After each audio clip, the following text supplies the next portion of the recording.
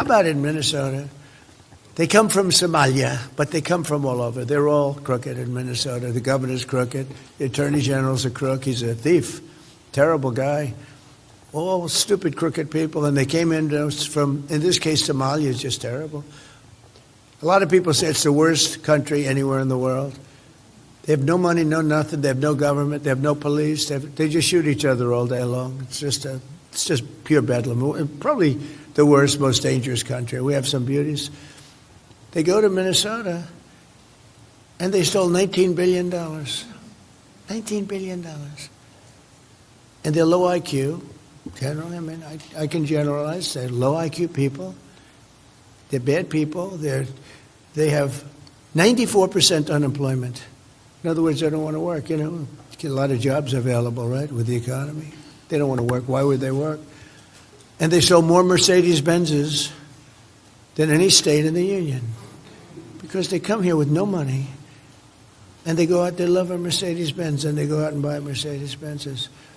And I think you're going to get to the bottom of it real easy, and every one of them should be. And Ilhan Omar, who married her husband, married her brother became her husband. When she has to check a book, she says, any brothers? One. Any husband? One. She checks 2 people. So on top of everything else, she gets a double income tax cut. She's a stone cold crook, and everybody knows it. And the papers, they have one paper out in particular. The guy made a living writing about her, and I spoke to him. He said, but nobody does anything about it, sir.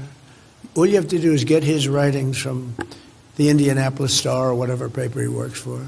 You don't even have to do anything. This guy spent 10 years investigating that crook, and you got to do something about it, or our people are going to get they're already upset.